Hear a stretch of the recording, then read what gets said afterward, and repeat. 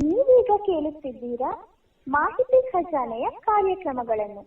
ಗ್ರಾಮೀಣ ಪ್ರದೇಶದ ವಸ್ತುಗಳನ್ನು ಪರಿಚಯಿಸುವ ವಿಶೇಷ ಕಾರ್ಯಕ್ರಮ ಗ್ರಾಮೀಣ ನೆನಪುಗಳು. ಇದರಲ್ಲಿ ಪ್ರಮುಖವಾಗಿ ಗ್ರಾಮೀಣ ಪರಿಸರದ ಮರೆಯಾಗುತ್ತಿರುವ ವಸ್ತುಗಳನ್ನು ಅಥವಾ ವಿವಿಧ ಉಪಕರಣಗಳನ್ನು ಪರಿಚಯಿಸುವ ವಿಶೇಷ ಪ್ರಯತ್ನ. ನೀವು ಕೇಳಿ, ನಿಮ್ಮ ಪ್ರೀತಿ ಪಾತ್ರರೊಂದಿಗೆ ಹಂಚಿಕೊಳ್ಳಿ. ಕೇಳಿ ಗ್ರಾಮೀಣ ನೆನಪುಗಳು. ಗ್ರಾಮೀಣ ನೆನಪುಗಳು. ಗ್ರಾಮೀಣ ನೆನಪುಗಳು. ನೆನಪುಗಳು. ಇನ್ನು ಹೆಚ್ಚು ಉಪಯುಕ್ತ ಮಾಹಿತಿಯನ್ನು ನಮ್ಮ ಯೂಟ್ಯೂಬ್ ವಾಹಿನಿಯಿಂದ ಏನಾದರೂ ನಿರೀಕ್ಷಿಸುತ್ತಿದ್ದೀರಾ? ನಿರೀಕ್ಷಿಸಿದಲ್ಲಿ ಬೆಲ್ ಐಕಾನ್ ಅನ್ನು ಕ್ಲಿಕ್ ಮಾಡುವುದರ ಮೂಲಕ ಸಬ್ಸ್ಕ್ರೈಬ್ ಆಗಿ.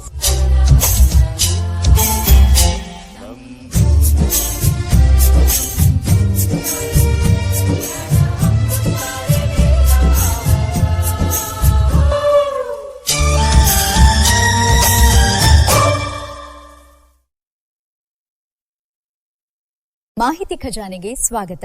ದಯವಿಟ್ಟು ನಮ್ಮ ಚಾನೆಲ್ಗೆ ಚಂದಾದಾರರಾಗಿ ಮತ್ತು ನಮ್ಮನ್ನ ಬೆಂಬಲಿಸಿ. ಧನ್ಯವಾದಗಳು.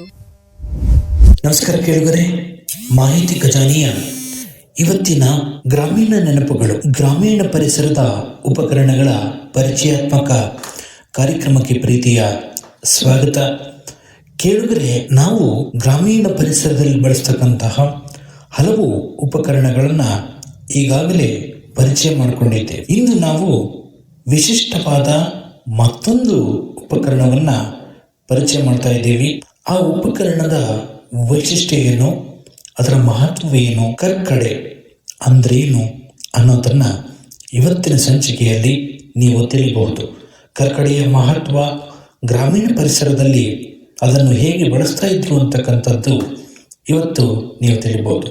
ಬನ್ನಿ, ಹೆಚ್ಚು ತಡ ಮಾಡದೆ ಇವತ್ತಿನ ಸಂಚಿಕೆಯನ್ನು ಪ್ರಾರಂಭ ಮಾಡೋಣ. ಗ್ರಾಮೀಣ ಪರಿಸರವು ತನ್ನದೇ ಆದಂತಹ ಇತಿಹಾಸವನ್ನ ಒಳಗೊಂಡಿದೆ. ಇಲ್ಲಿ ಮಾನವನ ನಿರ್ಮಿತ ಹಲವು ಉಪಕರಣಗಳು ಪ್ರಾಚೀನ ಕಾಲದಿಂದಲೂ ಕೂಡ ಮುನ್ನೆಲೆಗೆ ಬಂದಿರತಕ್ಕಂಥದ್ದನ್ನ ಪ್ರಮುಖ ನೆಲೆಯಲ್ಲಿ ಗುರುತಿಸ್ತೇವೆ.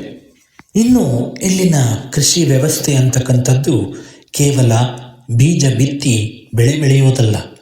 ಹಲವು ಸಾಧನಗಳನ್ನು ಬಳಸಿಕೊಂಡು ಮಾನವನು ಪ್ರಕೃತಿ ಹಾಗೂ ಹವಾಮಾನಗಳ ನಡುವಿನ ಏರಿಳಿತಗಳನ್ನು ಗಮನಿಸಿಕೊಂಡು ತನಗೆ ತೋಚಿದಂತಹ ಉಪಕರಣಗಳನ್ನು ಪ್ರಾಚೀನ ಕಾಲದಿಂದಲೂ ಕೂಡ ತಯಾರಿ ಮಾಡಿಕೊಂಡು ಬರ್ತಾ ಇರ್ತಕ್ಕಂಥದ್ದನ್ನು ಕೂಡ ನಾವು ಪ್ರಮುಖವಾಗಿ ಗಮನಿಸ್ತೇವೆ. ಆಗಿನ ಕಾಲದಲ್ಲಿ ಯಾವುದೇ ಒಂದು ಉಪಕರಣವನ್ನು ತಯಾರು ಮಾಡಿದ್ರೂ ಕೂಡ ಅದರ ಹಿಂದೆ ಒಂದು ಉದ್ದೇಶ ಇರ್ತಿತ್ತು. ಇಂದಿಗೂ ಕೂಡ ಅದು ಆಧುನಿಕ ರೀತಿಯಲ್ಲಿ ಬದಲಾವಣೆಗಳನ್ನು ಹೊಂದುವುದರ ಮೂಲಕ ಹೊಸ ಹೊಸ ಚರಿತ್ರೆಯನ್ನು ಸೃಷ್ಟಿಸಿರ್ತಕ್ಕಂಥದ್ದನ್ನು ಕೂಡ ನಾವು ಗಮನಿಸ್ತೇವೆ. ಇದೇ ಪ್ರಕಾರವಾಗಿ ಎಷ್ಟೇ ಜನರು ತಮ್ಮ ಉದ್ಯೋಗವನ್ನು ಕೂಡ ಕಳೆದುಕೊಂಡಿದ್ದಾರೆ. ಇದೇ ಪ್ರಕಾರವಾಗಿ ಗ್ರಾಮೀಣ ಪರಿಸರದಲ್ಲಿ ಈ ಕರ್ಕಡೆ ಅಂತಕ್ಕಂತಹ ಉಪಕರಣ ಕೇವಲ ಒಂದು ಉಪಕರಣವಲ್ಲ. ಗ್ರಾಮೀಣ ಪರಿಸರದಲ್ಲಿ ಅಡಿಕೆಯನ್ನು ಕೊಯ್ಲು ಮಾಡತಕ್ಕಂಥ ಸಂದರ್ಭದಲ್ಲಿ, ಮಣ್ಣಿನ ಕಟಾವು ಮಾಡತಕ್ಕಂಥ ಸಂದರ್ಭದಲ್ಲಿ, ಹಾಗೆ ಬೆಳೆಗಳನ್ನು ಬೆಳೀತಕ್ಕಂಥ ಸಂದರ್ಭದಲ್ಲಿ, ಮಣ್ಣಿನ ಗುಣಮಟ್ಟವನ್ನು ಪರಿಶೀಲಿಸುವಂಥ ಸಂದರ್ಭದಲ್ಲಿ ಎಲ್ಲ ವ್ಯವಸ್ಥೆಯಲ್ಲಿಯೂ ಕೂಡ ಇದನ್ನು ಬಳಸ್ತಾರೆ. ವಿಶೇಷವಾಗಿ ಆಗಿನ ಕಾಲದಲ್ಲಿ ಯುದ್ಧವನ್ನು ಮಾಡೋದಕ್ಕೂ ಕೂಡ ಇದನ್ನು ಆಯುಧವಾಗಿಯೂ ಕೂಡ ಬಳಸ್ಕೊಳ್ತಾ ಇದ್ರು. ಇನ್ನು ಕರ್ಕಡೆ ಪದದ ಹುಟ್ಟಿನ ಬಗ್ಗೆ ಒಂದಿಷ್ಟು ಮಾಹಿತಿಯನ್ನು ತಿಳಿಯುವುದಾದರೆ, ಪ್ರಮುಖವಾಗಿ ಐತಿಹಾಸಿಕವಾಗಿ ಹಾಗೂ ಸಾಹಿತ್ಯಿಕವಾಗಿ ಇದನ್ನು ಗುರುತಿಸಬಹುದು. ಹಳೆ ಮೈಸೂರು ಭಾಗದಿಂದ ಕರಾವಳಿಯ ಪ್ರದೇಶದವರೆಗೂ ಕೂಡ ಕರ್ಕಡೆ ಎಂಬ ಪದವು ಅಲ್ಲಲ್ಲಿ ಆಗಾಗಲೇ ಕೇಳಿಬರುತ್ತಿರುತ್ತದೆ.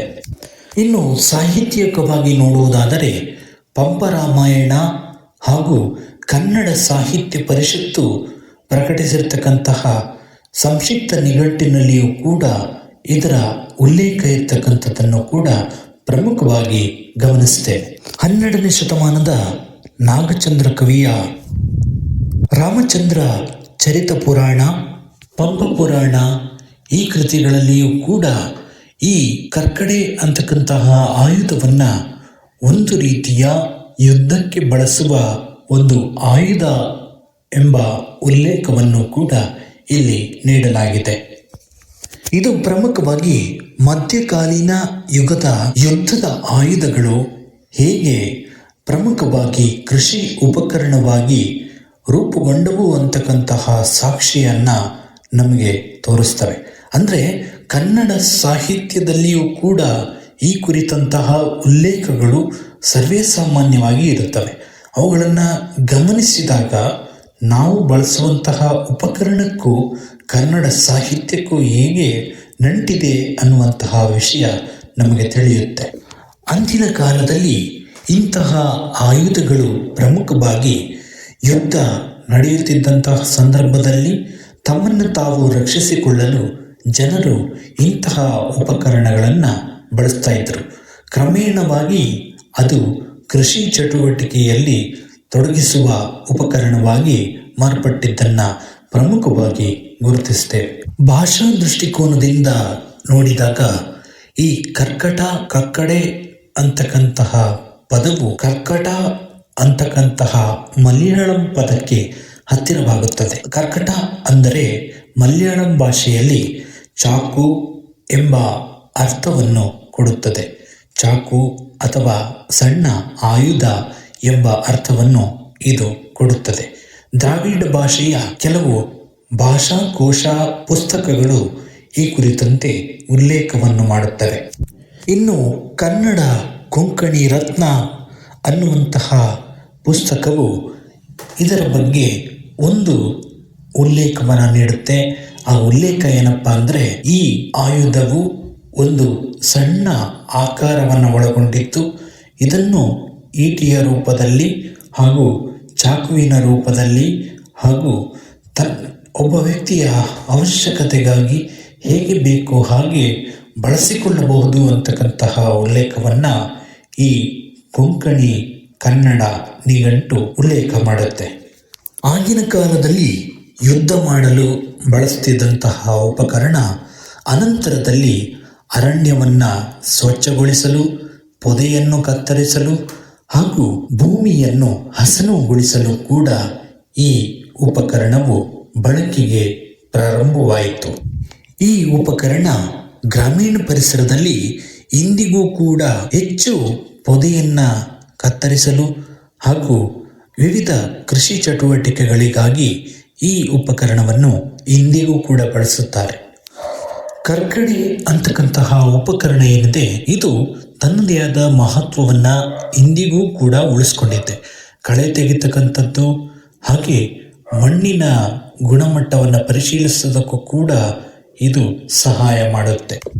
ವಿಶೇಷವಾಗಿ ಅಡಿಕೆ ತೋಟದಲ್ಲಿ ಎಲೆಯನ್ನು ಗುಡಿಸುವುದರ ಜೊತೆಗೆ ಮಣ್ಣನ್ನು ಮೇಲ್ನೋಟಕ್ಕೆ ಕೆರೆಯಲು ಇದು ಸಹಾಯ ಮಾಡುತ್ತದೆ. ಇನ್ನು ಇದರ ರಚನೆಯನ್ನು ಗಮನಿಸುತ್ತಾ ಹೋದಂತೆ ಸಾಂಪ್ರದಾಯಿಕ ಉಪಕರಣಗಳನ್ನು ಬಳಸ್ತಾರೆ. ಲೋಹ, ಕಬ್ಬಿಣ, ಬಿದಿರು ಇಂತಹ ಉಪಕರಣಗಳನ್ನು ಬಳಸಿಕೊಂಡು ಸಾಮಾನ್ಯವಾಗಿ ಇದನ್ನು ತಯಾರು ಮಾಡಲಾಗುತ್ತೆ.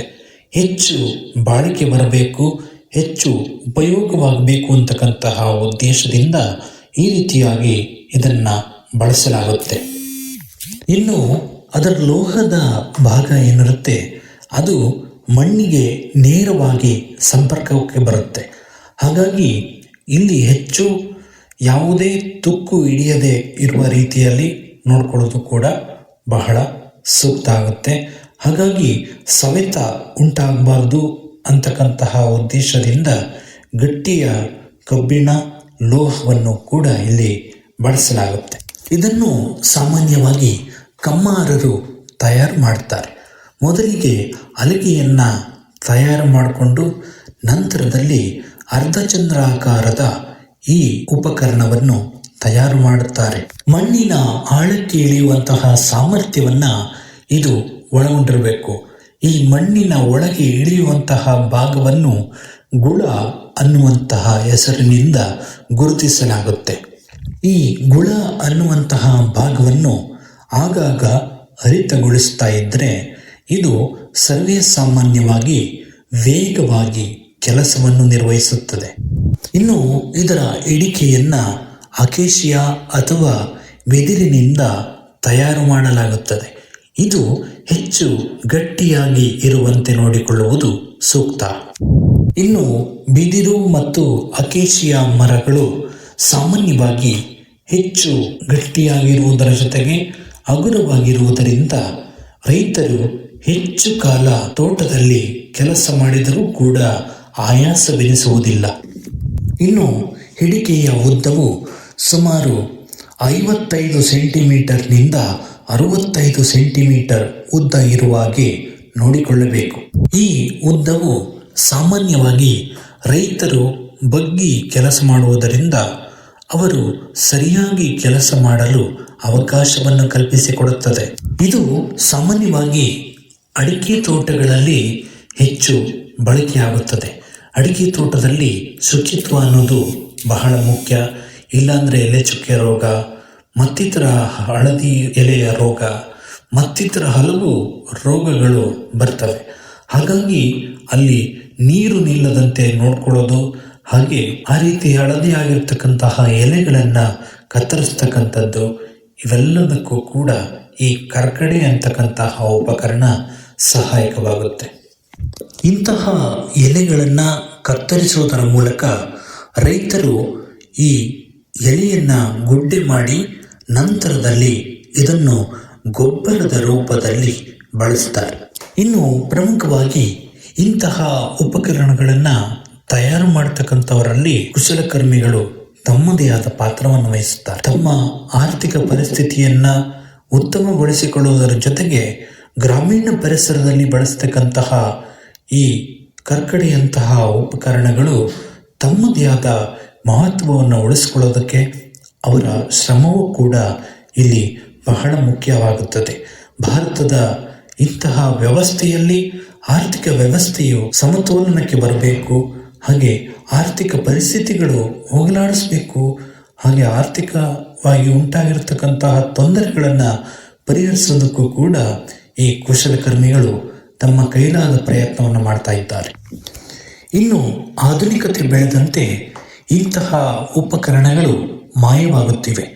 ಸಾಕಷ್ಟು ಆಧುನಿಕ ಯಂತ್ರಗಳು ಇಂದಿಗೆ ರೂಪುಗೊಳ್ಳುತ್ತಲೇ ಇದೆ. ಕಾಲಕಾಲಕ್ಕೆ ಬದಲಾವಣೆಗಳು ಹೊಂದುತ್ತಲೇ ಹೋಗುತ್ತಿವೆ. ಆದರೂ ಕೂಡ ಕರ್ಕಡೆಯಂತಹ ಇಂತಹ ಉಪಕರಣಗಳು ಇಂದಿಗೂ ಕೂಡ ಕೆಲವು ಗ್ರಾಮೀಣ ಪರಿಸರದಲ್ಲಿ ಇಂದಿಗೂ ಜೀವಂತವಾಗಿರ್ತಕ್ಕಂಥದ್ದನ್ನು ಕೂಡ ಪ್ರಮುಖವಾಗಿ ಗಮನಿಸಿದೆ. ಇನ್ನು ಇದನ್ನು ಹೆಚ್ಚು ಕಾಲ ಬಳಸಬೇಕು ಅಂತಂದರೆ ನಾವು ಪ್ರಮುಖವಾಗಿ ಒಂದಿಷ್ಟು ಕ್ರಮಗಳನ್ನು ಅನುಸರಿಸಬೇಕು. ಅಂದರೆ ಹೆಚ್ಚು ಮಳೆ ಬರದೇ ಇರತಕ್ಕಂತಹ ಪ್ರದೇಶದಲ್ಲಿ ಇದನ್ನು ಇಡಬೇಕು. ಹಾಗೆ ನೇರವಾಗಿ ಬಿಸಿಲು ಬೀಳದಂತೆ ನೋಡಿಕೊಳ್ಳಬೇಕು. ಹೆಚ್ಚು ಮಳೆ ಬೀಳದಂತೆ ನೋಡಿಕೊಳ್ಳೋದು ಕೂಡ ಸೂಕ್ತವಾಗುತ್ತೆ. ಇನ್ನು ಕೆಲಸ ಮುಗಿದ ನಂತರ ಅದನ್ನು ಸ್ವಚ್ಛಗೊಳಿಸಿ ಇಡುವುದು ಹಾಗೂ ಎಣ್ಣೆಯನ್ನು ಹಚ್ಚುವುದನ್ನು ಕೂಡ ರೂಢಿಸಿಕೊಳ್ಳಬೇಕು. ಇನ್ನು ಕೊನೆಯದಾಗಿ ಹೇಳೋದಾದರೆ ಇಂತಹ ಉಪಕರಣಗಳು ಸರ್ವೇ ಸಾಮಾನ್ಯವಾಗಿ ಬೆಳವಣಿಗೆ ಹೊಂದುತ್ತಲೇ ಹೋಗಬೇಕು. ಯಾಕಂದರೆ ಆಗಿನ ಕಾಲದಲ್ಲಿದ್ದಂತಹ ದೃಷ್ಟಿಕೋನಗಳು, ಅಂದರೆ ಆಗಿನ ಕಾಲದಲ್ಲಿ ಇದನ್ನು ಯಾಕೆ ಬಳಸ್ತಾ ಇದ್ರು, ಹಾಗೆ ಹೇಗೆ ಬಳಸ್ತಾ ಇದ್ರು, ಆ ರಚನೆ, ಇವೆಲ್ಲವನ್ನು ಕೂಡ ನಾವು ಇಂದಿನ ಪೀಳಿಗೆಗೆ ಕಲಿಸಬೇಕು. ಆಗಿನ ಕಾಲದಲ್ಲಿ ಇದ್ದಂತಹ ಉಪಕರಣಗಳ ದಕ್ಷತೆ ಈಗ ಯಾಕೆ ಬರ್ತಾ ಇಲ್ಲ ಅನ್ನೋದನ್ನು ಕೂಡ ನಮ್ಮ ಯುವ ಪೀಳಿಗೆಗೆ ಅರ್ಥ ಮಾಡಿಸಬೇಕು, ಪ್ರಚಾರ ಮಾಡಬೇಕು. ಇಂತಹ ವಿಷಯಗಳನ್ನು ಸೂಕ್ಷ್ಮವಾಗಿ ಅರ್ಥೈಸಿಕೊಂಡು ಇಂದಿಗೂ ಕೂಡ ಬಳಕೆಯಲ್ಲಿರ್ತಕ್ಕಂತಹ ಕರ್ಕಡಿಯಂತಹ ವಸ್ತುಗಳನ್ನು ಹೆಚ್ಚು ಹೆಚ್ಚು ಜನರಿಗೆ ತಲುಪಿಸಬೇಕು. ಅವರಲ್ಲಿ ಇರ್ತಕ್ಕಂತಹ ಜ್ಞಾನವನ್ನು ಮತ್ತೊಬ್ಬರಿಗೆ ಹಂಚುವುದರ ಮೂಲಕ ಇಂತಹ ಉಪಕರಣಗಳು ಹೆಚ್ಚು ಹೆಚ್ಚು ರೂಪುಗೊಳ್ಳುವಂತೆ ಮಾಡಬೇಕು. ಜಗತ್ತಿನಾದ್ಯಂತ ಇಂತಹ ಉಪಕರಣಗಳಿಗೆ ಬೇಡಿಕೆ ಇರುವುದರಿಂದ ಹೆಚ್ಚು ಹೆಚ್ಚು ರಚನೆ ಮಾಡೋದಕ್ಕೂ ಕೂಡ ಅವಕಾಶವನ್ನು ಕಲ್ಪಿಸಿಕೊಡಬೇಕು. ಭವಿಷ್ಯದಲ್ಲಿ ಇಂತಹ ಸಾಧನಗಳು ಮರೆಯಾಗದೆ ಜನರ ಮನಸ್ಸಿನಲ್ಲಿ ಉಳಿದು ಆಗಿನ ಕಾಲದಲ್ಲಿ ಹಾಡುತ್ತಿದ್ದಂತಹ ಜಾನಪದ ಗೀತೆಗಳು ಹಾಗೂ ಜಾನಪದ ಸಾಹಿತ್ಯಗಳು ಹಾಗೂ ಕನ್ನಡ ಸಾಹಿತ್ಯಗಳು ಇಂದಿಗೂ ಕೂಡ ಅವುಗಳನ್ನು ನೆನಪಿಸುತ್ತದೆ.